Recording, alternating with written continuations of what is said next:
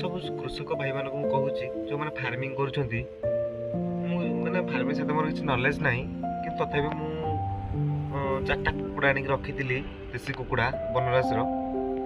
ସେ କିଛି ଦିନ ପରେ ଗୋଟେ କୁକୁଡ଼ା ବଡ଼ କୁକୁଡ଼ା ଥିଲା, ଆଉ 3ଟା ଛୋଟ ଛୋଟ ଥିଲେ। ଗୋଟେ ଭାଗ୍ୟବଶତ କେମିତି ମରିଲା ମୁଁ ବି ଜାଣିପାରୁନି, ଆଉ ବାକି ଥିଲେ ବର୍ତ୍ତମାନ ଧୀରେ ଧୀରେ ବଡ଼ ହେଇଗଲାଣି। କିନ୍ତୁ ଯେଉଁ ବଡ଼ କୁକୁଡ଼ାଟା ଥିଲା, ବଡ଼ ପେଣ୍ଠିଟା, ସେ ଅଣ୍ଡା ଦେଇଥିଲା।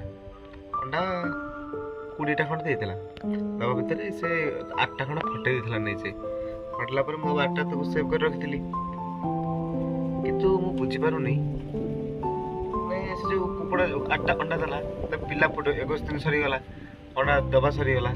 ତାପରେ ସେ ପିଲାଟା ଫୁଟେଇଥାନ୍ତା, ତା ପାଖରେ ମୁଁ ସବୁ ଅଣ୍ଡା ନେଇ ରଖିଲି। କିନ୍ତୁ ସେ ତାକୁ କ'ଣ କରୁଛି, ଥଣ୍ଟରେ ସବୁ ଠକ୍ ଠକ୍ କରି ଫଟେଇ ଦେଉଛି। କେଉଁଥିପାଇଁ ହେଉଛି, କାହିଁକି ହେଉଛି, ମୁଁ ସେଇଟା ମୋ ବି ନଲେଜ ନାହିଁ। କିନ୍ତୁ ଆପଣମାନେ କିଛି ଜାଣିଛନ୍ତି ଯଦି এই ছোট ভাইটাକୁ ଟିକେ ସାହାଯ୍ୟ କରନ୍ତୁ, ଆଉ କମେଣ୍ଟ ବକ୍ସରେ ଟିକେ ଲେଖନ୍ତୁ ମାନେ କେଉଁ କାରଣ ଯୋଗୁଁ ସେ ଅଣ୍ଡାଟା ଫଟଉଛି।